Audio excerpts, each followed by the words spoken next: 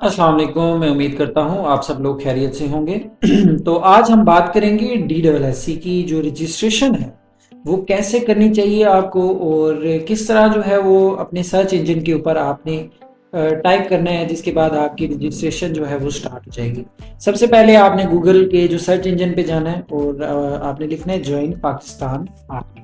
मुझे इसलिए सजेशन में शो हो रहा है क्योंकि मैं रेगुलर बेसिस पे ये लिखता रहता हूँ, टाइप करता रहता हूँ, तो मुझे ये शो होता रहता है। तो आपने ज्वाइन पाकिस्तान आर्मी लिखना है तो ये आ जाएगा आपके पास ऐसा कुछ आपकी स्क्रीन के ऊपर। इसके बाद आपने जो टॉप मोस्ट कॉर्नर पे जो आपको शो हो रहा है, आप इस पे क्लिक करेंगे तो आगे आपको मतलब है कि वेबसाइट आर्मी की शो होगी। तो उसके बाद आपने DSSC की तरफ जाना होगा, लेकिन यहाँ पे देखें आप ऑलरेडी ही वो आपको ये शो करा रहा है कि डायरेक्ट शॉर्ट सर्विस कमीशन में जो है वो आप अप्लाई कर सकते हैं। इसकी जो वीडियो है वो इसका ट्यूटोरियल मैंने अलहदा से पहले से आपको जो है वो वीडियो मैंने अलहदा से बना रखी है। आप वो देख सकते हैं कि वो होता क्या है, कौन कौन एलिजिबल है और ग्रेजुएशन के कौन से स्टूडेंट्स जो हैं वो उसमें जा सकते हैं। उनकी 3 सीट्स होती हैं, वो खैर मैंने बाद में अलहदा जो है वो उसको डिस्कस किया हुआ है, आप वो वीडियो देख सकते हैं। उसके बाद जब आप ज्वाइन पाकिस्तान आर्मी पे क्लिक करते हैं तो आपके पास इस तरह की एक विंडो शो होती है। ठीक है, ये उनका ऑफिशियल एक पेज है। यहाँ पे जो है वो आप रजिस्ट्रेशन का प्रोसेस करते हैं। अब नीचे आप स्क्रॉल डाउन करते हैं तो यहाँ पे आपके पास जो जितने भी कोर्सेज इनके होते हैं आर्मी के ज्वाइन करने के, तो वो सारे आपको शो होते हैं। ठीक है, PMA लॉन्ग कोर्स है, टेक्निकल कोर्स है, ICTU है, ठीक है, इंजीनियरिंग के लिए होते हैं, सिग्नल्स वगैरह के लिए। ये lady cadet course, army medical या आर्मी नर्सिंग, फिर उसके बाद डायरेक्ट शॉर्ट सर्विस कमीशन, जिसके बारे में अभी मैंने वीडियो बनाई है। अब इसकी डिटेल्स वगैरह देखनी है तो वो भी आप यहाँ से देख सकते हैं। उसके अलावा जो सोल्जर भी हैं वो यहाँ से अप्लाई कर सकते हैं। ठीक है, ये सारी डिटेल्स वगैरह ये यहाँ पे डिटेल्स के ऑप्शन है, लेकिन अप्लाई कहाँ से करना है तो आप जब एक दफ़ा नीचे जाके फिर ऊपर आते हैं तो यहाँ पे ना आपको एक विंडो शो होती है, जैसे अभी ये मुझे शो हो रही है। तो ये इस पे क्या लिखा हुआ है, डायरेक्ट शॉर्ट सर्विस कमीशन।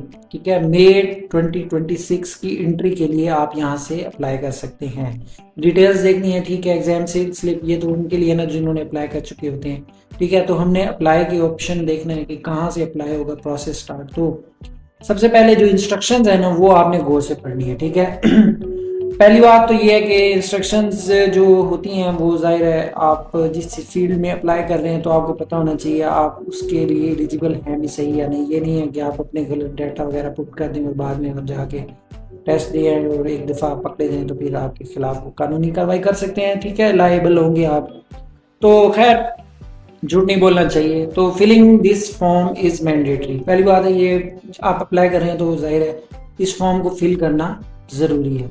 ठीक है, और जो जो चीज़ आपसे पूछी गई है एज़ पर योर मैट्रिक जो है रिजल्ट कार्ड या कह लेंगे बे फॉर्म, और आपने बिल्कुल उसी के मुताबिक जो है यहाँ पे दर्ज करना है।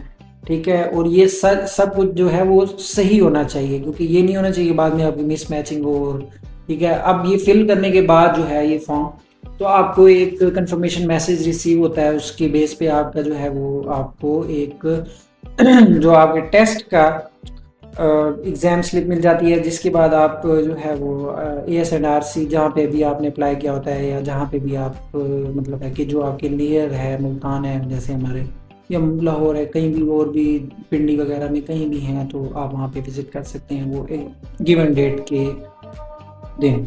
तो इसके अलावा जो है वो एक आपको चालान देंगे, तो वो चालान जो है वो आपने भी सबमिट करवाना होगा। तो कोशिश कीजिएगा कि लास्ट डेज में नहीं अप्लाई करना, ये ना हो कि फिर बाद में आप कहें कि यार अब मैं तो इसको चालान को बैंक में पे ही नहीं कर सकता, क्योंकि ऑनलाइन सबमिशन का कोई मेथड नहीं है इस चालान को।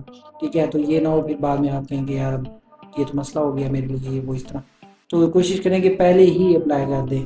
ठीक है, और अगर कोई आप ये देखें वही वाली बात कर रहा है कि तो फिर अगर आपकी इन्फॉर्मेशन गलत होगी तो पकड़ी गई तो फिर बाद में आप खुद जिम्मेदार होंगे। ठीक हो गया।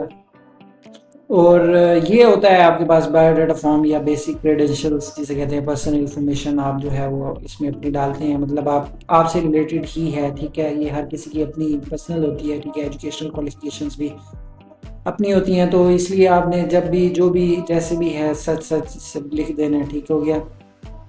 और अ, अच्छा, ये वाला सेक्शन है ना, ये बड़ा इंपॉर्टेंट है। क्यों? क्योंकि ये सिर्फ वो अप्लाई कर सकते हैं जो इधर क्लिक करते हैं, जिन्होंने एक दफ़ा आईएसएसबी नॉट रिकमेंड, मतलब दो चांसेस होते हैं ना, एक दफ़ा अगर नॉट रिकमेंड हो गए तो आप इस पे क्लिक करें यस, वरना आप नहीं कर सकते। इनिशियल आपने 2-3 दफ़ा दिए हुए हैं तो उससे मैटर नहीं करता, आप फ्रेश ही कंसीडर होंगे।